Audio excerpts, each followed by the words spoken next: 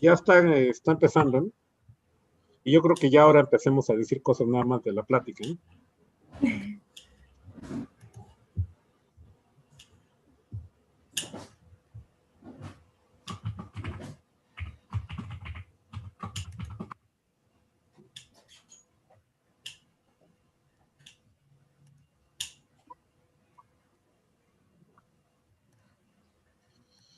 Eh,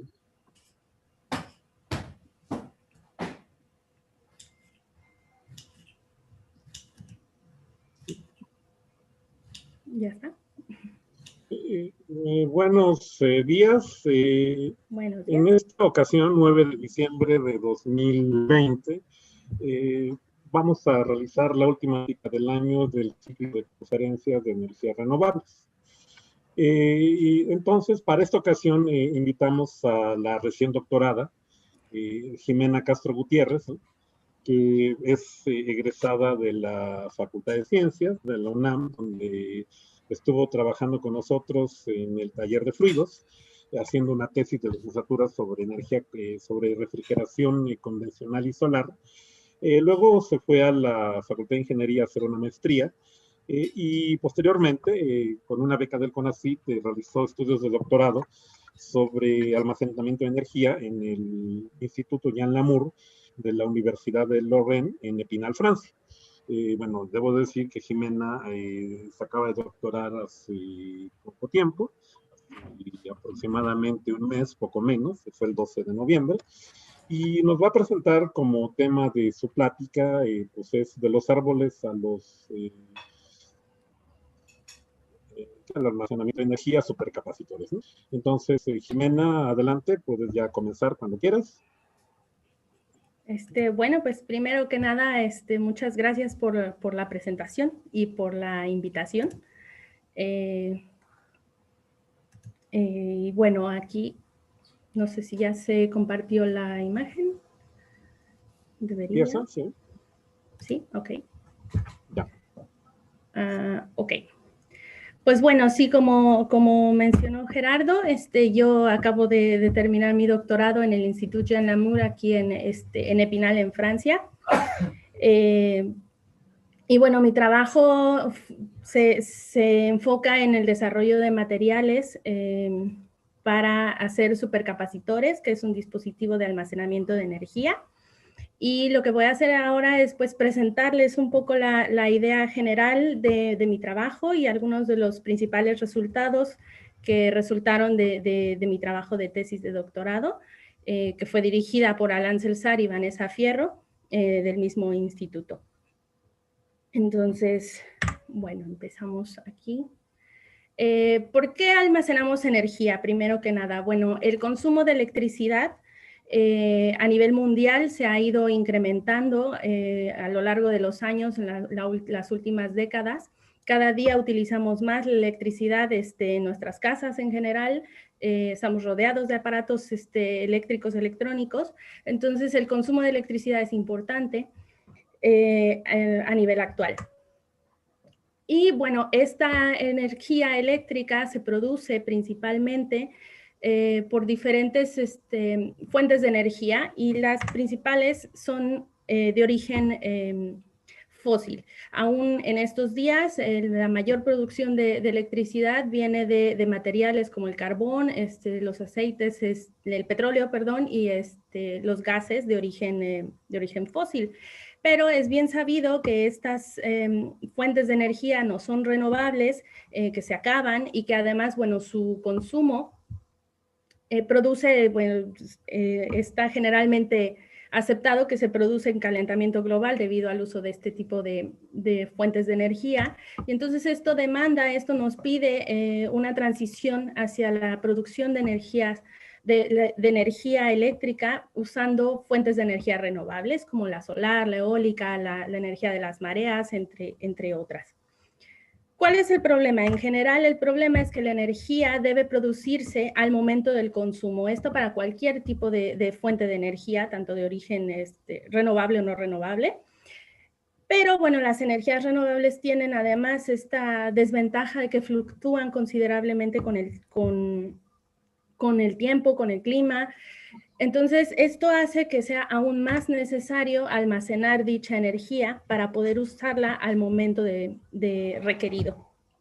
Entonces, hay diferentes tipos de dispositivos de almacenamiento de energía a diferentes escalas de la producción, del proceso de producción eléctrica, y es en estos últimos dos, que son la transmisión y la distribución y la generación a pequeña escala y fuera de la red, que encontramos estos dispositivos como las pilas de combustible, las baterías, los capacitores y los supercapacitores.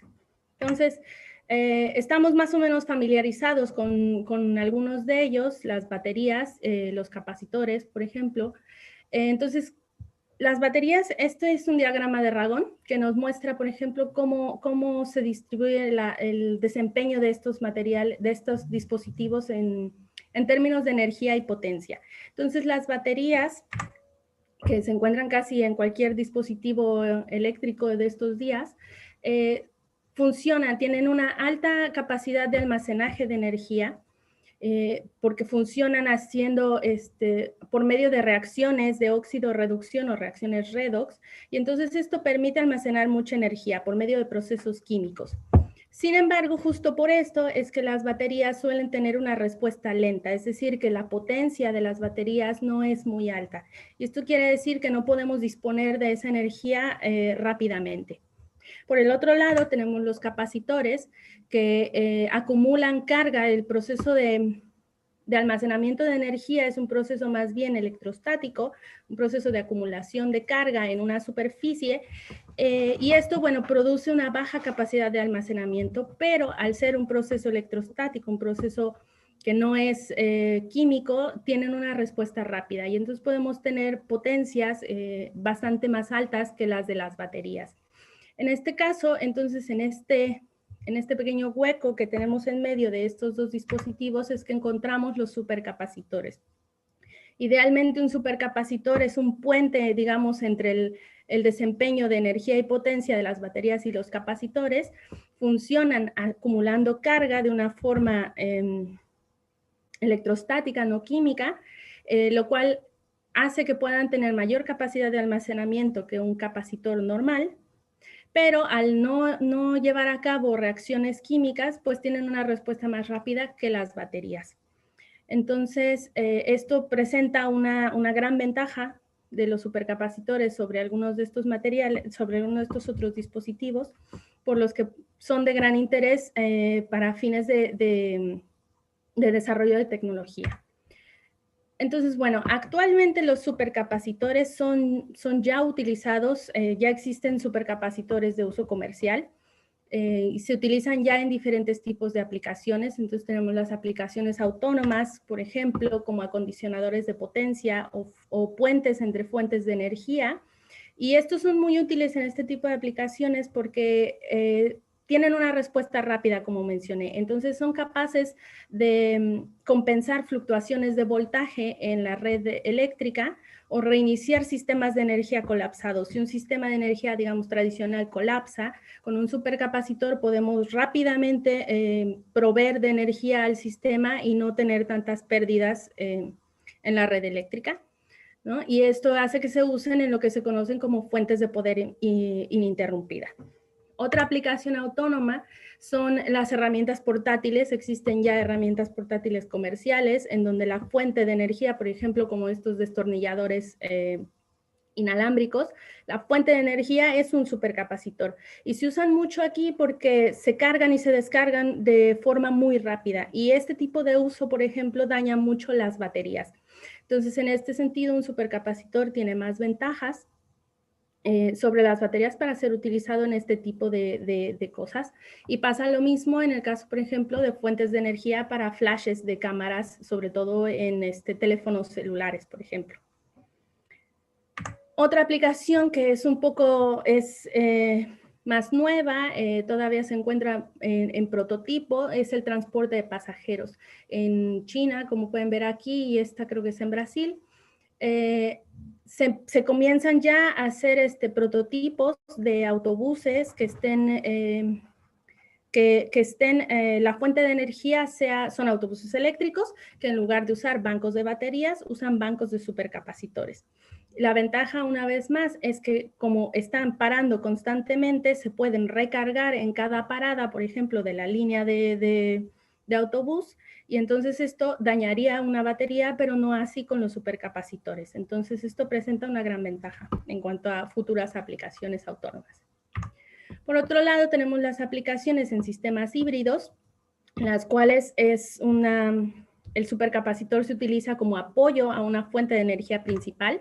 Esto pasa, por ejemplo, en dispositivos móviles, computadoras, tabletas o eso, que son utilizados como respaldo de memoria. Si hay una pérdida repentina de energía, lo mismo el supercapacitor puede proveer de energía rápidamente y evitar la pérdida de memoria.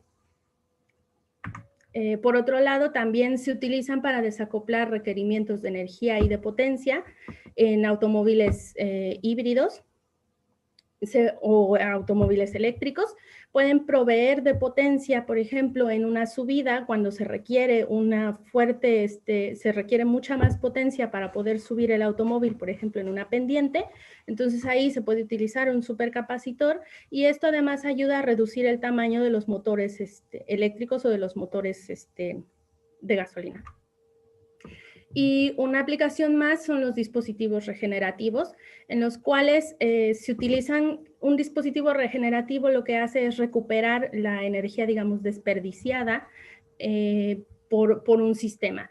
Por ejemplo, en un elevador uno gasta energía para subir el elevador, pero cuando baja, esa energía que se produce por fricción, por el mismo movimiento, la energía potencial está desperdiciada. Entonces se pueden utilizar sistemas, esto pasa lo mismo en montacargas o en grúas, a nivel ya más industrial y a mayor escala. Se pueden utilizar supercapacitores para recuperar esa energía, dado que se cargan rápido y pueden aprovechar esto. Lo mismo sirve para disminuir el tamaño de los motores de diésel, por ejemplo, de los actuadores en las grúas. Entonces, bueno, como se puede ver, los supercapacitores ya existen a nivel comercial, pero son una tecnología, digamos, que no es tan madura como la de las baterías o la de los condensadores. Los primeros diseños de los supercondensadores datan de los supercapacitores datan de los años 50, a diferencia de las baterías, que tienen muchísimo más tiempo de haber sido desarrolladas.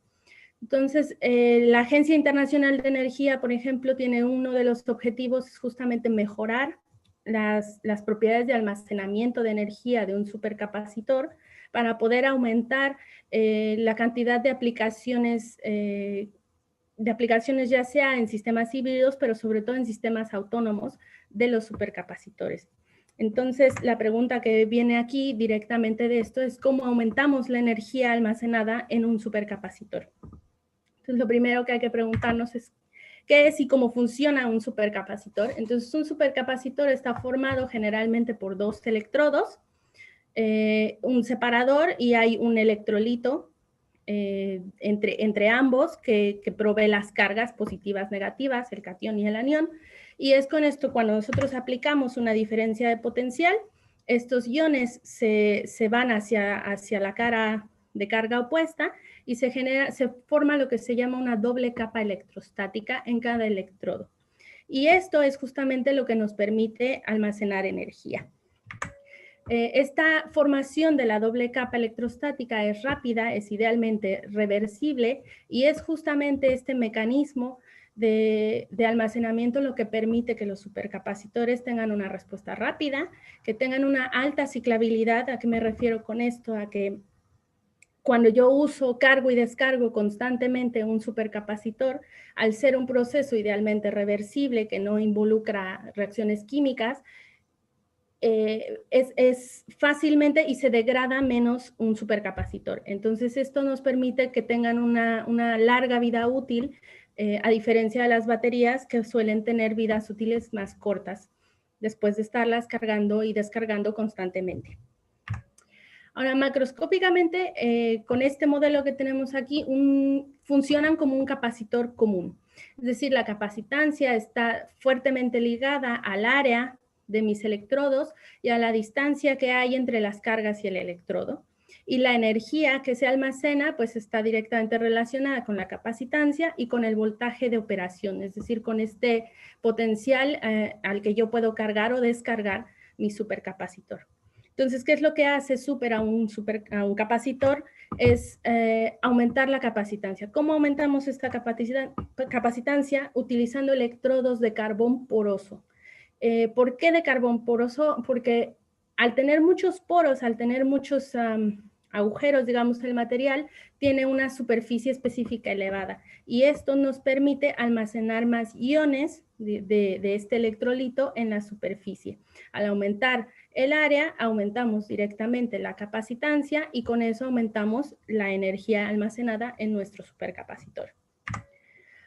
Otra forma de aumentar la energía, partiendo de esta fórmula, es aumentar el potencial de operación. Y como se ve, aumentar el potencial de operación tiene además una repercusión más grande en el almacenamiento de energía. ¿Por qué? Porque depende del cuadrado del voltaje de operación. Ahora, este es un poco más difícil de tratar porque el voltaje de operación está fuertemente ligado a la estabilidad del electrolito que yo uso aquí.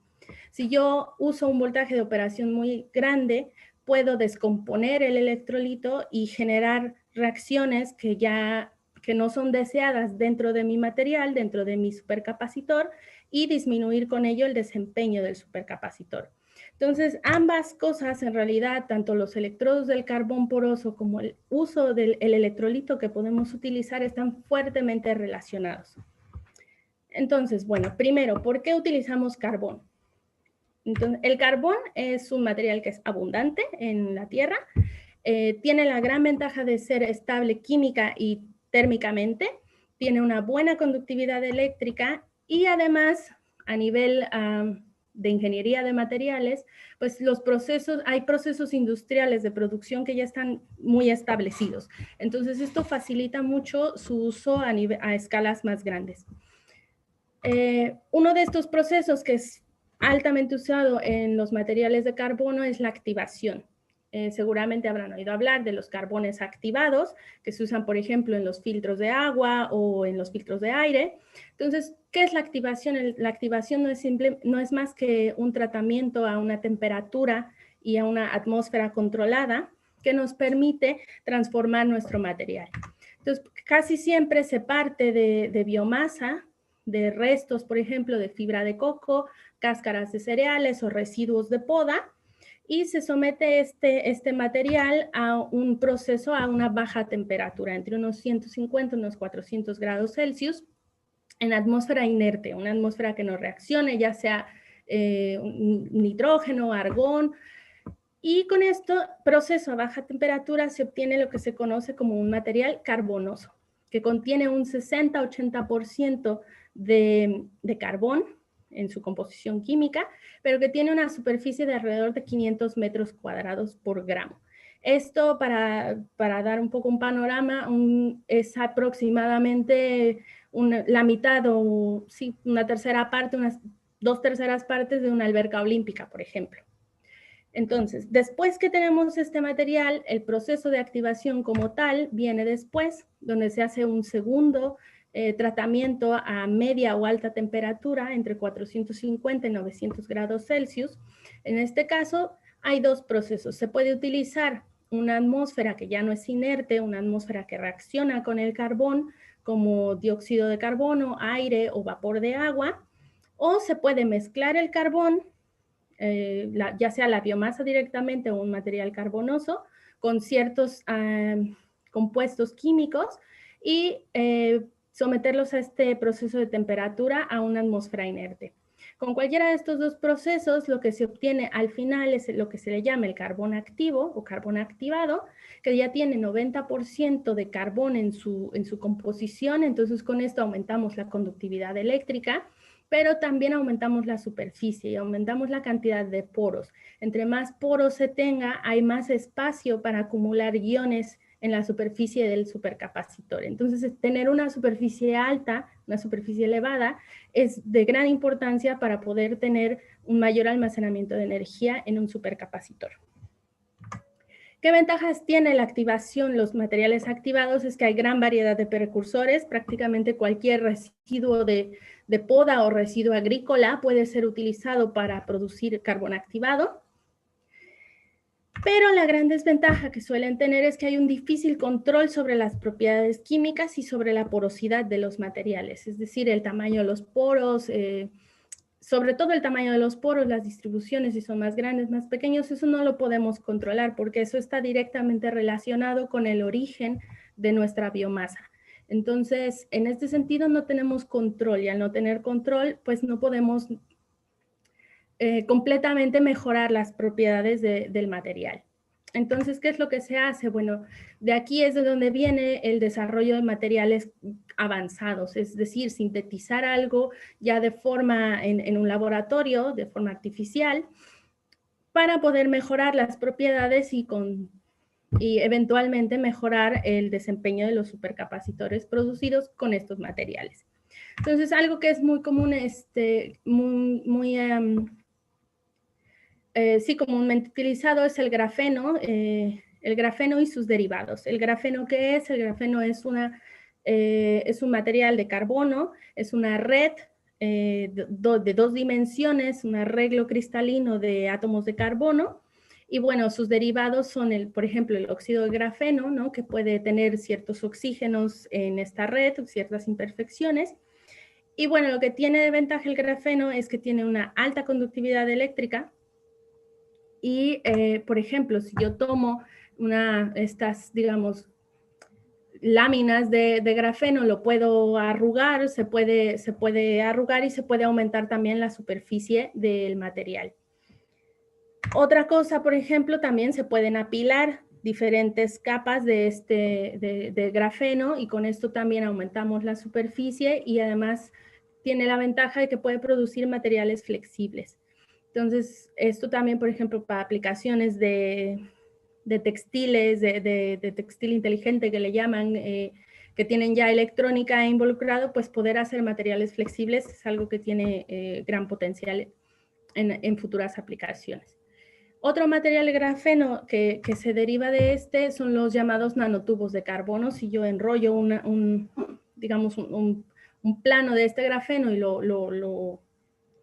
pues lo enrollo, hacemos un nanotubo de carbono que también tiene diferentes propiedades que pueden ser producidos de forma desordenada, pero que también pueden producirse de forma alineada. Entonces esto posteriormente puede tener ciertas ventajas. ¿Qué desventaja tiene el grafeno y sus derivados? Es que unos son muy sensibles a la contaminación, si tienen ciertas imperfecciones o contaminación ambiental, baja muchísimo su desempeño como electrodos en supercapacitores. Y la otra es que actualmente todavía no se encuentra una forma, digamos, rentable, económica de producirlo a escala industrial. Entonces esto detiene mucho el uso de estos materiales ya a nivel comercial. Otro tipo de materiales de carbono que se explora para su uso como electrodos de supercapacitores son los carbones nanoestructurados. Es decir, carbones que tengan cierta, digamos, jerarquía en cuanto a la conexión entre los poros grandes, como estos llamados macroporos, que son de tamaños de 50 nanómetros para arriba, y que puedan conectar a los mesoporos, que son entre 2 y 50 nanómetros, y a los microporos, que son poros de tamaño de 2 nanómetros o menos. Entonces, este tipo de conexiones con cierta jerarquía que se le llaman, pues puede facilitar el movimiento de los iones y las cargas dentro del material.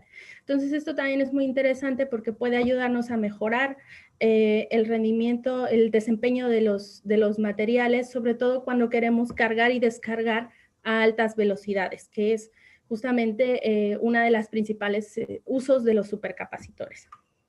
Entonces, ¿qué tipo de carbones nanoestructurados hay? Pues las nanofibras y los nanotubos de carbono, como los derivados del grafeno, que lo mismo, pueden hacer materiales flexibles y pueden crecerse alineados. Y entonces esto también, al poder alinear estos materiales, puede facilitar el transporte de las cargas, a diferencia de un material que está desordenado, en donde las cargas tardan más en acomodarse y esto reduce el rendimiento. el desempeño de los materiales. Otro tipo de materiales son las nanoesferas de carbono, que pueden tener diferentes tipos de poros. Ya pueden ser ordenados, desordenados, de diferentes tamaños, pueden ser huecas, pueden ser como tipo cebolla, ¿no? Entonces, este tipo de materiales también lo que permiten además es poder hacer un empaquetamiento del material. Yo puedo obtener materiales muy densos que pueden almacenar mucha energía, pero que ocupan poco volumen. Y entonces, al poder ocupar un volumen pequeño, puedo tener dispositivos de almacenamiento de menor volumen, y pues pueden ser menos estorbosos, digamos, cuando una aplicación tiene limitaciones de espacio.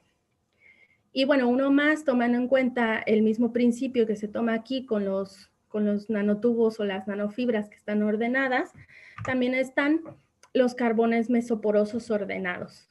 En este sentido, los mesoporos, como les mencioné, poros de tamaño entre 2 y 50 nanómetros, pueden estar ordenados haciendo una red cúbica o hexagonal. Se pueden tener diferentes morfologías, esferas o barras, y con estos materiales pues también podemos mejorar la difusión de los iones, digamos, el transporte de las cargas dentro del material. Entonces, estos materiales pues tienen mucho potencial para ser utilizados como electrodos de supercapacitores. Pero, ¿cuál es la desventaja? La gran mayoría de este tipo de materiales avanzados requieren procesos muy complicados para ser producidos. Requieren mucho tiempo de síntesis, a diferencia de un carbón activado, que la síntesis es considerablemente rápida. Este tipo de materiales avanzados pues requieren procesos complicados, pero además muchos de ellos requieren el uso de sustancias derivadas del petróleo como precursor de carbono. Como en el caso de un carbón activado, el precursor de carbono es la biomasa. En el caso de estos materiales avanzados, muchas veces se utilizan sustancias químicas como el resorcinol o el fenol, que son sustancias de origen petroquímico, que son derivados del petróleo, ¿no? Que además de esto son sustancias peligrosas. Y para la síntesis de estos precursores, de estos materiales, se suele requerir el uso de sustancias como el formaldehído. El formaldehído es una sustancia bastante peligrosa. En general, estos tres, que son los más comúnmente usados, pues tienen muchas repercusiones tanto para la salud humana como para, tienen riesgos, por ejemplo, riesgos a la salud humana, pero al ambiente también. Y, por ejemplo, el formaldehído, que es, creo yo, uno de los casos más fuertes, el formaldehído es conocido por ser agente cancerígeno. Entonces, obviamente, queremos mejorar, pero nos estamos alejando de este origen natural que teníamos antes, que es menos dañino, y estamos yendo, creo yo, un paso hacia atrás. Entonces, ¿qué hizo? Últimamente, en recientes décadas, la investigación ha tratado de pasar a dos cosas principales: simplificar los métodos de síntesis, pero además volver al uso de sustancias de origen natural, que no sean dañinas y que sean, sobre todo que no sean dañinas tanto para el ser humano como para el medio ambiente. Entonces, algunas de estas sustancias que se llegan a usar son la celulosa, la lignina, la catequina, el ácido gálico o los taninos condensados, y todos ellos pueden ser obtenidos de diferentes partes de las plantas, ¿no? De las raíces, de la corteza, de las hojas, las frutas. Se encuentran en diferentes concentraciones dependiendo de la parte de la planta, pero también tienen la ventaja de que ya se extraen a escala industrial. Entonces, bueno, en nuestro caso, en mi laboratorio, nos enfocamos en el uso de los taninos condensados como un precursor de carbono. ¿Por qué los taninos condensados? Bueno, tienen una buena reactividad. Una de las cosas es que, bueno, dependiendo de su origen, la molécula principal que los forma puede tener estos anillos que le llaman, que son unos anillos de resorcinol. Y entonces tienen una reactividad similar a la que tiene el resorcinol, que es una sustancia de origen petroquímico, y entonces podemos usar estos materiales, el tanino de mimosa, el tanino de quebracho, como sustitutos sustitutos amigables con el medio ambiente de origen natural para poder utilizar procesos similares a los que ya están probados usando sustancias como el resorcinol. Por otro lado, como mencioné, estos materiales, sobre todo el tanino condensado, son materiales que no son considerados tóxicos ni dañinos, ni para el medio ambiente ni para el ser humano. Entonces, esto también es una gran ventaja.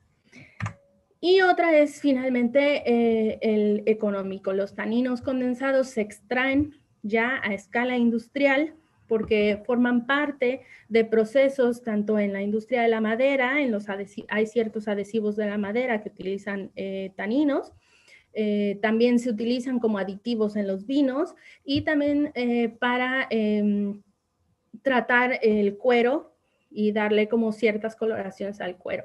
Entonces, gracias a esto, por ejemplo, el tanino de mimosa se extrae anualmente 80,000 toneladas por año y es además uno de los taninos más baratos. Entonces, estas son las principales razones por las que usamos este material para producir materiales de carbono.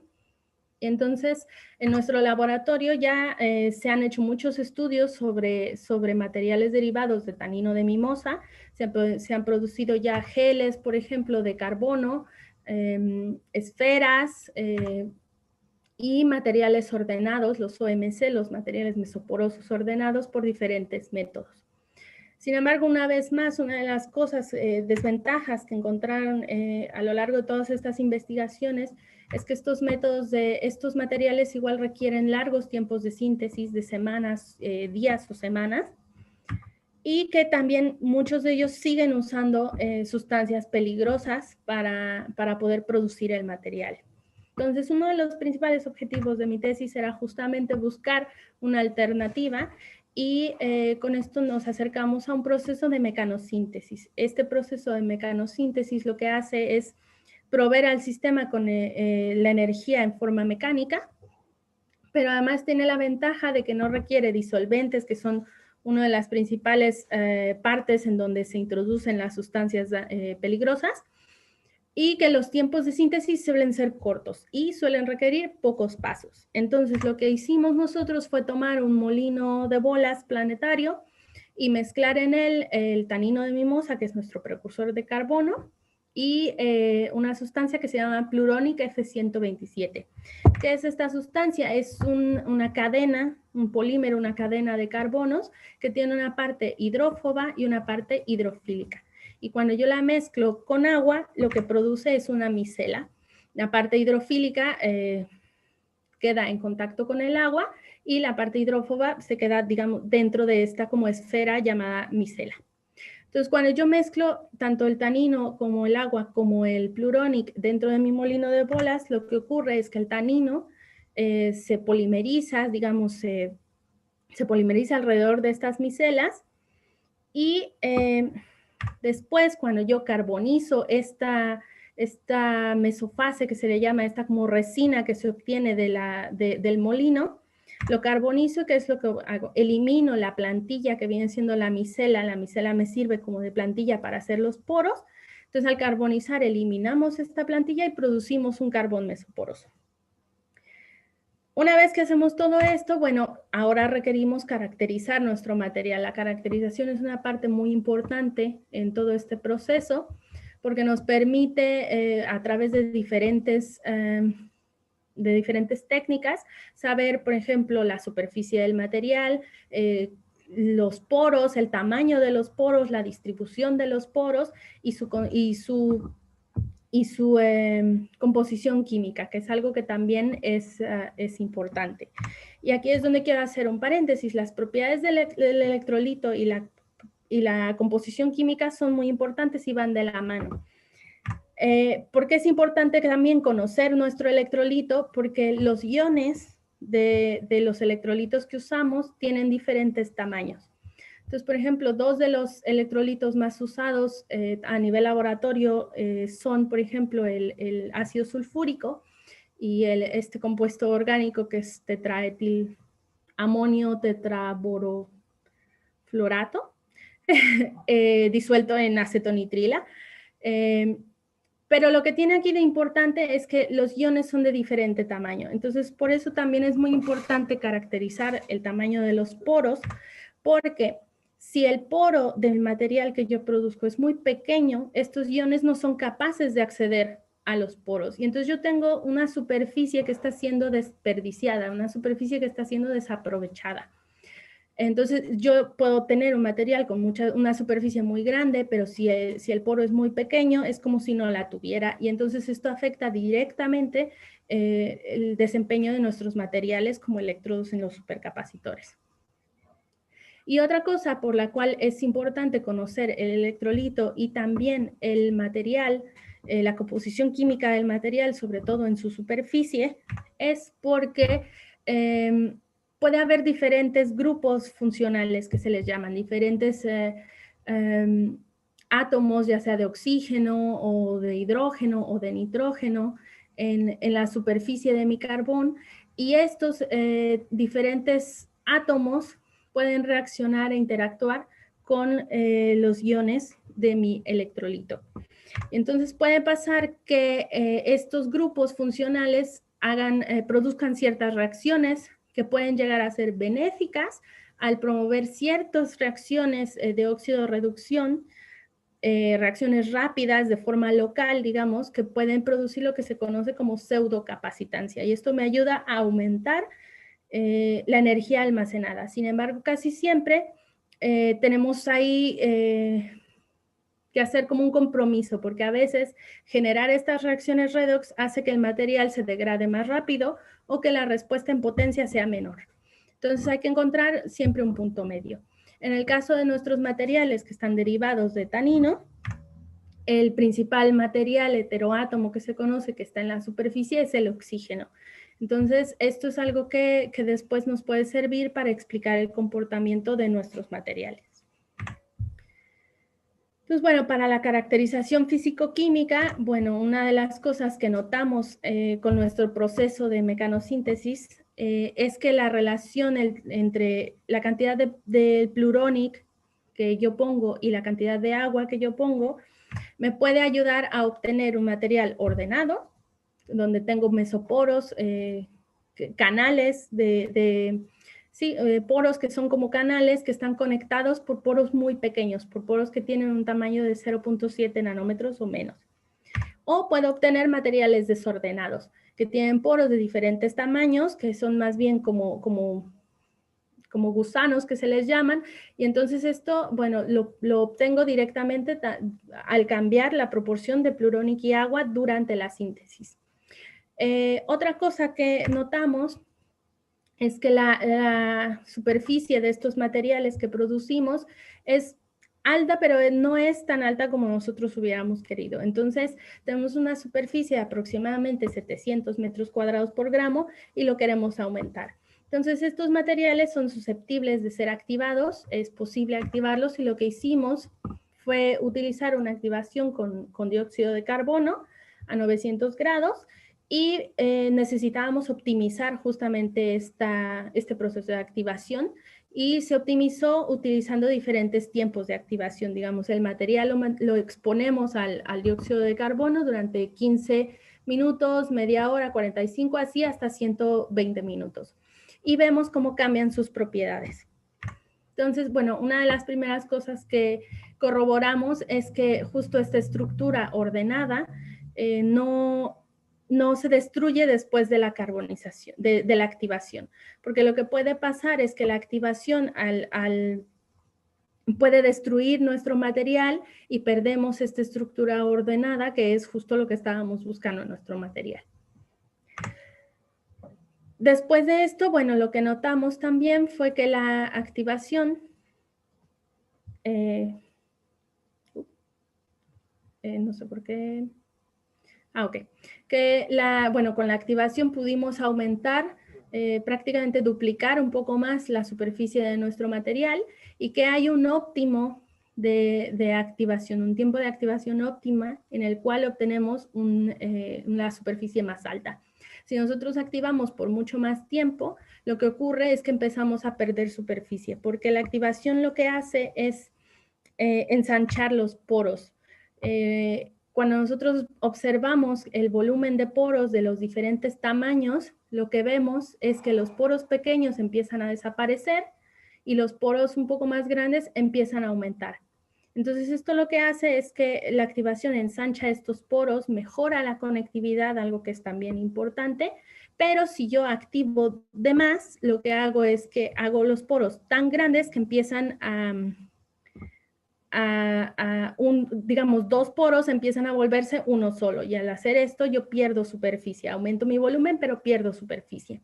Entonces, nosotros encontramos un óptimo aproximadamente en 75 minutos de activación, y estos materiales pues son los que utilizamos principalmente para los electrodos de nuestros supercapacitores.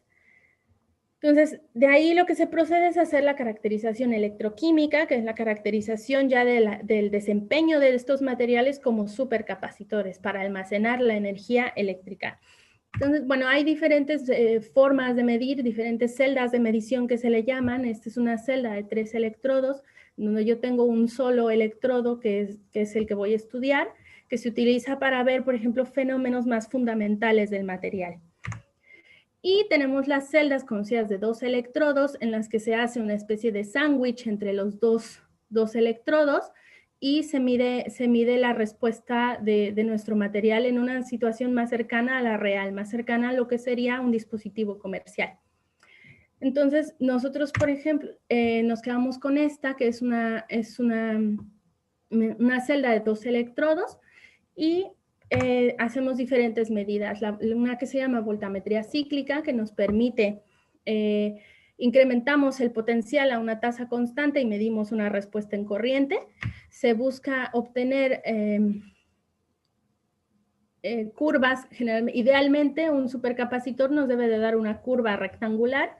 Un supercapacitor real, pues evidentemente se desvía un poco de este comportamiento, pero este tipo de medición nos permite también identificar si llega a haber, reacciones de pseudocapacitancia, si lleva a haber reacciones que tienen que ver con la presencia de otros átomos en nuestro material. Y eso se manifiesta en estos picos que se pueden observar en este tipo de curvas. También este tipo de medición, bueno, podemos calcular la capacitancia calculando el área encerrada en esta curva, y nos permite también identificar el potencial de operación. Yo puedo aumentar lentamente el potencial de operación, y cuando yo empiece a ver formación de picos aquí hacia el final o hacia el final en cualquiera de los dos extremos, mi electrolito empieza a descomponerse y entonces ya no puedo aumentar más el potencial de operación.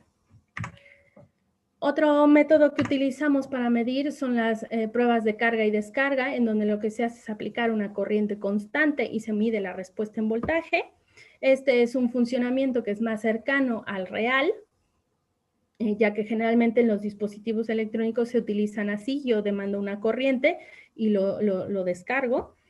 Y en este caso se obtienen curvas, digamos, triangulares. Yo tengo una carga y una descarga, e idealmente tienen que ser simétricas. Ahora, en este caso, este tipo de mediciones nos permiten también observar la resistencia del material. Esta caída IR, que se le llama una caída de potencial, que ocurre cuando yo cambio de la carga a la descarga, está siempre presente en todos los materiales y nos da una idea de su conductividad eléctrica, si tiene mucha o poca resistencia.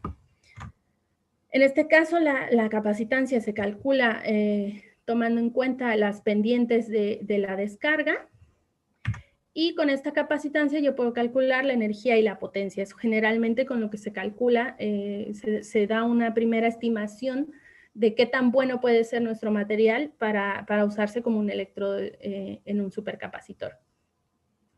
Y también, bueno, estas son las tipos de pruebas que se utilizan para la estabilidad a largo plazo. Yo cargo y descargo 5,000, 8,000, 10,000 veces, y puedo ver cómo cambia la capacitancia a lo largo de los ciclos y evaluar el tiempo de vida de mi material.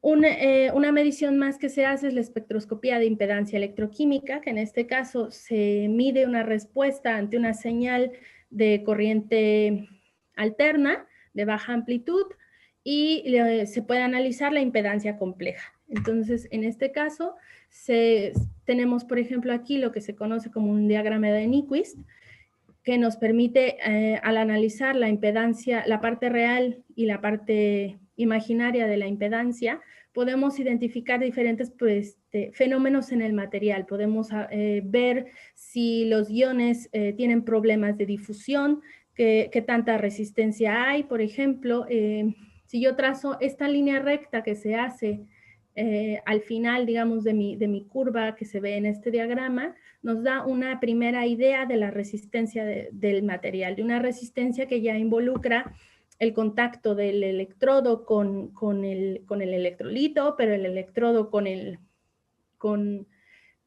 los colectores del electrodo y en general de las conexiones. Entonces esto nos da también una idea de la resistencia de todo nuestro dispositivo. Por eso es una medición que también es importante hacer. Y también, bueno, con esto podemos identificar diferentes, asociar con un modelo diferentes circuitos equivalentes y lo mismo estimar las diferentes resistencias que hay en nuestro capacitor, supercapacitor. Y bueno, una cosa más que se puede ver con esto en el diagrama de Bode, ver la fase y las frecuencias, y con esto podemos identificar constantes de tiempo del material, las respuestas a diferentes frecuencias, y esto pues también nos da una idea de los tiempos, por ejemplo, de difusión, en este caso, cuando la fase tiene 45 grados, esta transición, este punto de inflexión, nos da una estimación, por ejemplo, de qué tan fácil es que los iones accedan a nuestro material. Entonces, esto también nos sirve para saber si es adecuado o no para la aplicación que estamos buscando. Entonces, bueno, como les decía, para los materiales que nosotros usamos, utilizamos diferentes electrolitos. Vemos que tenemos una respuesta de las voltametrías cíclicas que es rectangular dentro de lo que cabe, y que con diferentes electrolitos podemos obtener diferentes potenciales de operación. Pero la diferencia aquí es que, por ejemplo, en el caso del ácido sulfúrico, yo obtengo capacitancias más altas que con los otros materiales. Entonces es lo mismo, necesitamos buscar un óptimo. Después, con las pruebas de carga y descarga, lo que notamos al aumentar la corriente es que podemos tener corrientes elevadas de 80 amperes por gramo. Esta es una corriente elevada en este tipo de aplicaciones, y vemos que la capacitancia no cambia, bueno, que mantenemos una capacitancia en un 70% a estas altas corrientes para el electrolito ácido, en este caso, que es el ácido sulfúrico. Pero cuando cambiamos de electrolito, ¿qué es lo que ocurre? Que vemos que la capacitancia se pierde más cuando lo estamos cargando a velocidades más altas. Y esto se debe principalmente, bueno, por otro lado también medimos aquí la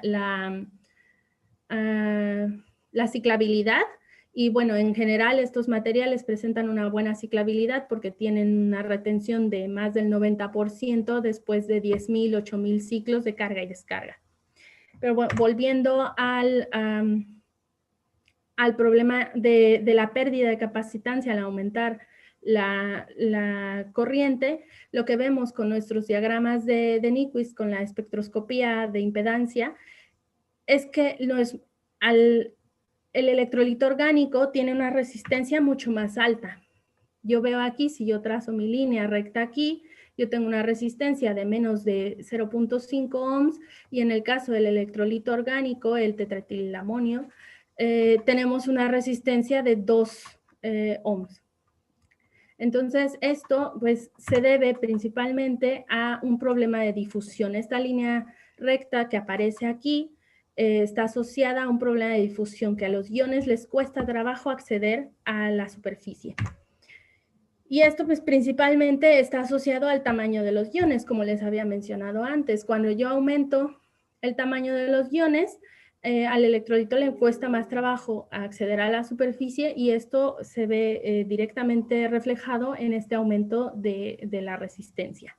Entonces, por eso también es muy importante poder controlar el tamaño de los poros de nuestros materiales. Y bueno, finalmente esto también es consistente con lo que observamos en el diagrama de Bode, que el material con el electrolito más pequeño, el electrolito con iones más pequeños, perdón, pues tiene una difusión mucho más rápida. El inverso de esta frecuencia nos da el tiempo de difusión. Entonces vemos que para el electrolito ácido, que tiene los iones de menor tamaño, el tiempo de difusión es mucho más rápido que para el tiempo de difusión que es para el electrolito orgánico. Y bueno, finalmente la energía almacenada, como vimos, debido a las diferentes potenciales de operación, vemos que el electrolito orgánico puede almacenar más energía. Entonces, lo mismo, tenemos unas por otras. Podemos usarlo a velocidades más bajas para poder almacenar más energía, pero si queremos una respuesta rápida, pues tenemos que el supercapacitor va a almacenar menos energía, al menos usando este tipo de electrolitos. Y bueno, finalmente estos materiales, cuando los comparamos con otros que ya existen en la literatura, vemos que tienen un desempeño bastante bueno, sobre todo en el electrolito acuoso, en el electrolito ácido, que es este de aquí. Y los valores de capacitancia son similares, pero tienen mejores respuestas a velocidades de carga más altas, que es justamente, como les decía, uno de los principales objetivos que tienen los supercapacitores es usarse a velocidades de carga rápida. Y finalmente otra ventaja que tienen es que, bueno, estos materiales se producen muy rápido. Yo tardo en hacer estos materiales aproximadamente 1 día y medio, incluyendo el tiempo para la molienda en el molino, la carbonización, la activación. Todo esto se tarda 1 día y medio en comparación con estos otros síntesis que se habían hecho antes, que se tardaban al menos 4 o 5 días o semanas. Y se usan sustancias de bajo precio. El tanino de mimosa es una sustancia que a comparación de los precursores de origen petroquímico es mucho más barato y es seguro.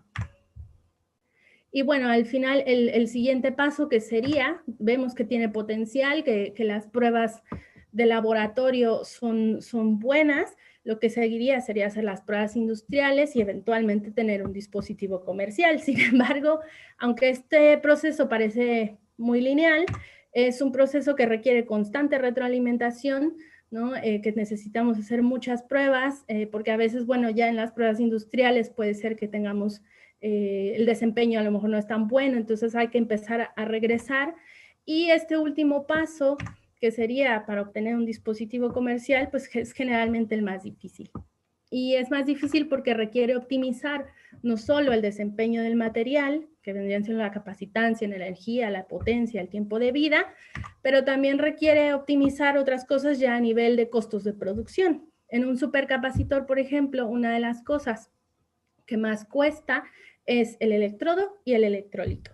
Entonces, es por esto que la investigación en los materiales es muy importante para poder disminuir costos de producción, buscar materiales que se hagan en corto tiempo con materiales baratos para poder eventualmente verlos en un dispositivo comercial. Y bueno, un último punto que cada día más es más importante y que hay que hacer mucho énfasis, pues es el impacto ambiental de los materiales y de las sustancias que utilizamos.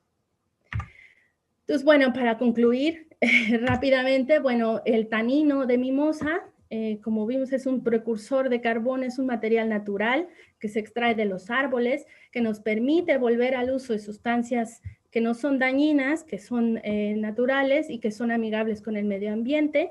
Le podemos dar un valor agregado a esas sustancias que ya se producen a escala industrial. Y estos materiales con la mecanosíntesis, el proceso que usamos, que es rápido, seguro y digamos que verde, podemos obtener estos supercapacitores que tienen un buen desempeño, que tienen un alto potencial, sobre todo para usarse a velocidades de carga rápidas. Y bueno, por último, yo quisiera dejar una reflexión, sobre todo para los alumnos, si es que hay alumnos entre el público, que yo creo que para la investigación en materiales hay 3 puntos muy clave a tener siempre presentes, que es tener siempre en cuenta los principios básicos del funcionamiento de las cosas, porque eso es lo que nos permite saber, digamos, a lo mejor qué parámetros modificar. Si sabemos cómo funciona algo, podemos encontrar dónde está la oportunidad para mejorar y dónde podemos ir hacia dónde dirigir la investigación.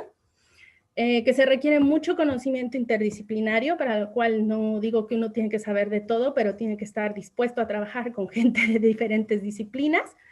Y que mantener siempre el panorama general, porque por ejemplo lo que pasó con el grafeno, que es un muy buen material, pero es muy caro, entonces no nos permite este desarrollo de los materiales. Entonces hay que buscar siempre el panorama general, que tengas un buen rendimiento, pero que sea barato, pero que además no dañe el medio ambiente. Entonces esto, maniobrar con todo esto, pues siempre también es importante tenerlo en mente. Y bueno, finalmente muchas gracias por su atención. Y estoy aquí para las preguntas que puedan tener.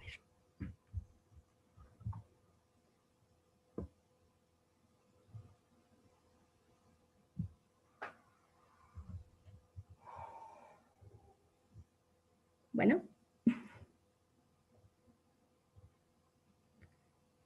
Gerardo, creo que no tienes tu micrófono. Mira, lo que pasa es que al final no te oí que habías acabado, ¿no? Ya, Por sí. eso es que no, porque no, se cortó un poco la señal de voz. Ya. Mira, por ahí estaba revisando las preguntas, hay una de Javier Torres, dice, ¿es posible usarlos en altos voltajes? Sí, al final pasa como con cualquier dispositivo de almacenamiento de energía. Al final, por ejemplo, un capacitor se puede utilizar en altos voltajes. Lo que limita en realidad es los bancos. Uno lo que hace son bancos de capacitores o bancos de supercapacitores. Se hacen arreglos serie paralelo de forma tal que yo pueda obtener el voltaje que yo quiera y la corriente que yo necesite. Al final, eso ya es yo tengo, digamos, mis celdas unitarias de supercapacitor, yo puedo hacer un arreglo del tamaño que se requiera dada la aplicación. Entonces sí se pueden usar con altos voltajes. Bien, otra pregunta más de Eleazar Adán Hernández Franco. ¿Cuál es tu región de carga espacial? Región de carga espacial. No entiendo a qué se refiere la pregunta, perdón, no sé si pudiera darme más detalles. Sí, bueno, hay una cierta, digamos, lapso entre que tú hablas y nos llega la pregunta, pero entonces, Sí, bueno, si no no, sé mejor yo si está por intercalo las ahí. preguntas a la espera de que nos digan, ¿no? Mira, bueno, tú tienes dispositivos que estás avanzando y que había dicho al final la aplicación industrial. Tú, más o menos, por lo que has visto, ¿no? Esto que estás investigando, ¿en cuánto tiempo podrá ya estar disponible para uso o para aplicación, para, digamos, una compañía que lo esté desarrollando? Yo no sé, bueno, yo quisiera ser optimista. La verdad es que, no sé, a veces la tecnología avanza de forma muy rápida y a veces uno piensa que se va a tardar menos o más y al final, la verdad es que no sé, yo quisiera pensar que en una década, 2 décadas a lo mejor podríamos ya empezar a encontrar, tal vez menos, pero al menos porque ya actualmente ya hay muchos materiales, o sea, yo antes de entrar en esto, por ejemplo, no sabía y lo cierto es que ya hay muchos materiales supercapacitores comerciales, entonces yo creo que si se logra optimizar el proceso, sobre todo escalarlo, porque yo creo que una de las cosas que también es muy difícil en este sentido es escalar los procesos.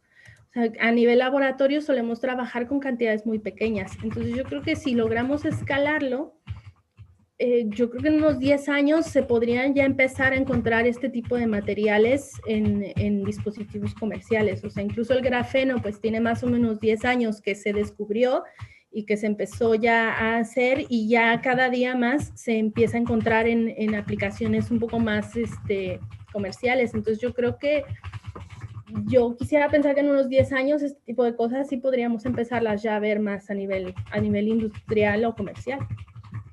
Es mi deseo, es mi esperanza. Bueno, mira, ya respondió quien hizo la pregunta, tiene varias observaciones. Dice, la región de carga espacial ocurre si la polarización es inversa. Y luego es lo que te decía, lo que te pregunta, ¿cuál es la región de carga espacial y cuál es tu constante de tiempo? Bueno, las constantes de tiempo en este caso están alrededor de 1 segundo para estos materiales. La región de carga espacial no, creo yo que tiene que ver más, si habla de polaridad inversa, creo que es algo que está más relacionado con baterías, porque en este caso, al ser un proceso electrostático, no tenemos esos problemas de inversión de polaridad. Entonces, no sé si sea un poco por ahí, honestamente no, yo no he visto que se hable de ese concepto en supercapacitores. Igual lo puedo revisar y con mucho gusto podemos intercambiar. Mi correo está ahí y con mucho gusto podría revisarlo y discutir al respecto, porque honestamente sí reconozco que no sabría decir. Bueno, ahora de Eric Navarrete. El supercapacitor del que comentó es esa base de carbón. En el caso de silicio poroso, ¿no puede ser algo viable? Yo creo que sí podría ser. Lo que pasa es que incluso hay materiales que se llaman ya híbridos. Existen lo que se le llaman supercapacitores híbridos, en donde ya usan materiales, por ejemplo, de carbono, como con compuestos ya de carbono con otros materiales, y no solo con oxígeno o así, sino con metales, que si bien podrían ser. Yo he visto cosas con silicio, he visto cosas con boro, he visto cosas con boro sobre todo, o con molibdeno, o ya empiezan a usar metales, otro tipo de compuestos. Entonces puede ser que el silicio sí sea una opción. Yo lo que creo es que el silicio, como se usa muchísimo más para otro tipo de electrónica, puede ser que no sea tan viable utilizarlo para esto. Al final, podría ser que sí. Yo creo que sería cosa de revisar. Puede que sí. Yo no he visto, honestamente, yo no he visto. He visto más bien cosas con boro y cosas en donde se usa no silicio, no el material puro, sino como una base de carbono, como un compuesto, un material híbrido del carbono, sobre todo con metales, con otro tipo de átomos que aumentan la conductividad eléctrica, sobre todo, pero que también pueden producir otras reacciones. Entonces ya empieza a haber estas reacciones de óxido de reducción, y entonces nos acercamos más, por ejemplo, a una batería. A ver si puedo ponerles aquí la imagen.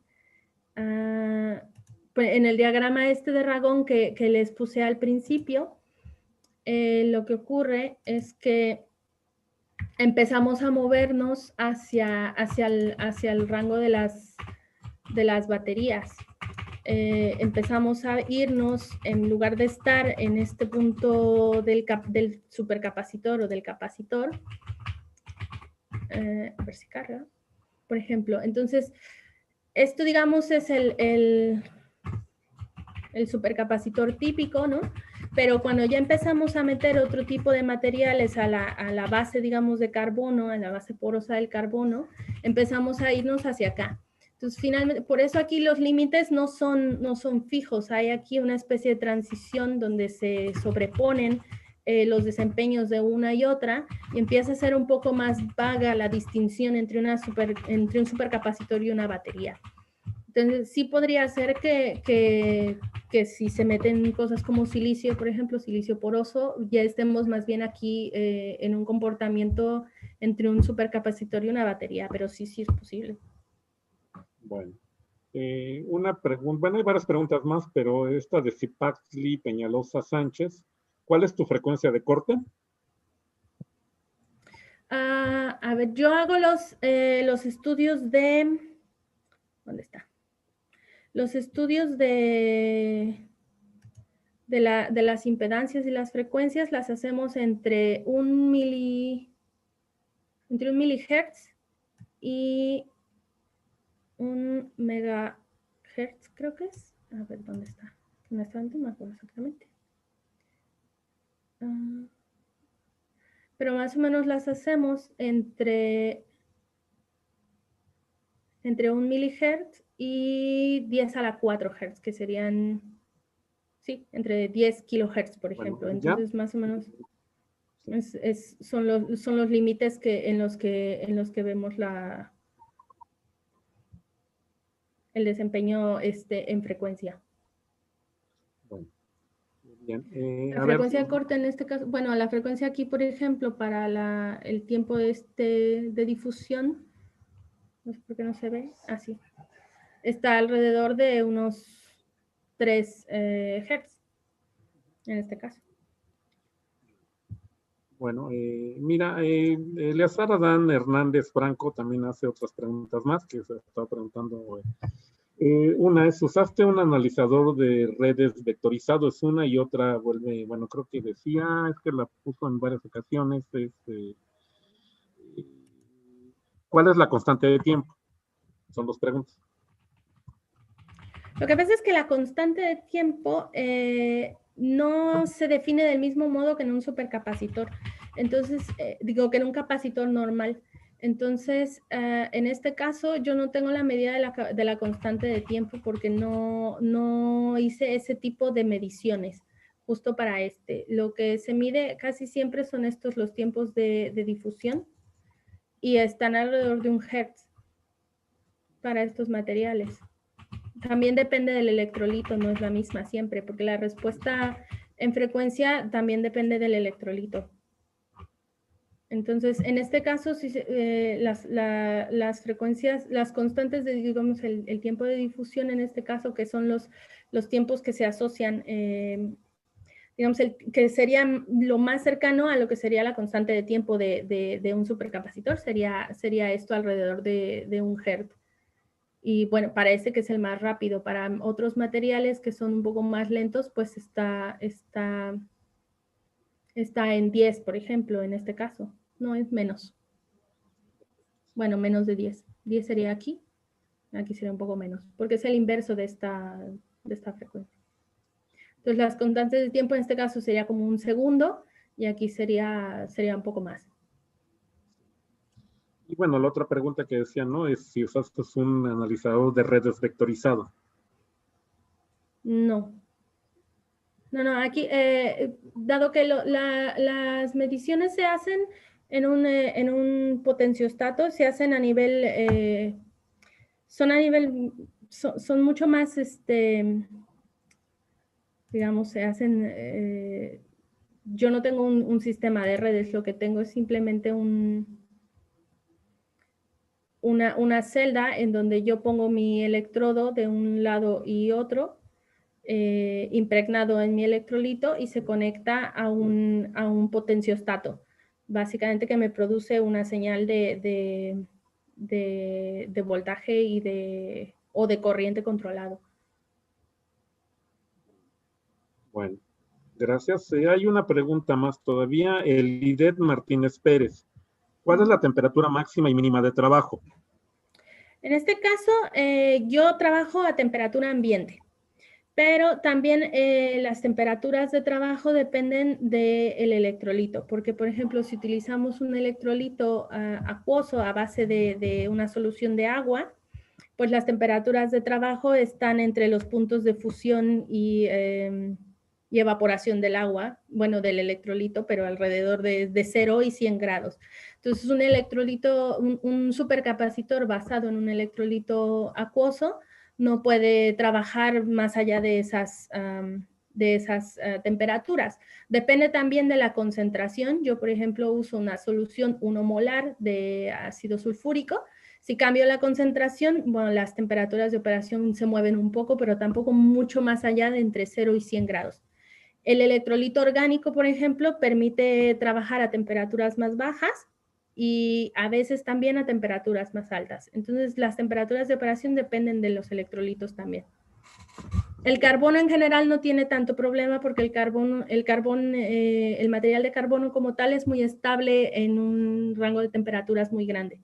Entonces, aquí la limitante de la temperatura viene dada por el electrolito. Está bien, entonces creo que con esto ya acabamos la sesión de preguntas porque no veo más, ¿no? Bueno, nada más, bueno, te quiero agradecer nuevamente tu plática, que bueno, es de mucha actualidad, resultados muy nuevos, ¿no? Y bueno, antes de terminar, sí quisiera dar unas palabras que pues, los colegas del comité organizador decidimos hacer, no, bueno, justamente con lo que tiene que ver con Jimena, sino con algo que pasó hace unos días, ¿no? Y es el fallecimiento de un colega, ¿no? Que, bueno, fue uno de los impulsores del coloquio, que fue el director del Centro Mesoamericano de Física Teórica. Entonces, leo, ¿no? El comité organizador del coloquio de energía expresa su gran pesar por el fallecimiento de Domínguez, acaecido el 30 de noviembre pasado. El doctor Cepeda formó parte del comité organizador del tercer y cuarto coloquios de energía que se desarrollaron en la ciudad de Tuxtla Gutiérrez, Chiapas. Su apoyo invaluable en estos eventos como director del MCTP hizo posible que las actividades se desarrollaran fuera de la Ciudad de México de manera exitosa. Fue un investigador de primer nivel que fue nombrado investigador de mérito en el CINVESTAP, que realizó aportaciones al desarrollo de la ciencia en México a nivel internacional. También fue una persona generosa, amable, que nos distinguió con su amistad desde hace muchos años, cuando nosotros éramos jóvenes. Al paso del tiempo lo recordaremos como un gran amigo, como un amigo entrañable, al que nunca olvidaremos. Un fuerte abrazo a sus familiares y amigos por esta irreparable pérdida. 9 de diciembre de 2020. Bueno, pues eso que queríamos comentarlos antes de terminar, ¿no? Y bueno, pues nuevamente agradecer a Jimena y comentarles que, bueno, pues esta es la última actividad de las pláticas de energías renovables de este año. Y bueno, ya nos comunicaremos con ustedes para las siguientes actividades. Y bueno, ya veremos el año que viene cómo nos va con la contingencia para que en algún momento pues, podamos hacer un coloquio, un congreso. Si no se puede hacer presencial, pues lo haremos virtual. Hemos visto que sí hay capacidad para poder hacerlo. Entonces, pues con esto me despido. Bueno, quizá aquí nada más hay unas cuantas felicitaciones. Por ejemplo, Julio César López Reyes, muchas felicidades. Jimena, excelente presentación. Muchas Bueno, gracias. Daniel Paniagua Hernández, muy buena plática. Con Eleazar, que te comenté, hizo muchas preguntas, bien, gracias. Gracias. Abel Ibáñez Huerta, saludos. Y bueno, también hay más saludos, pero bueno, yo creo que en algún momento también tenemos que acabar.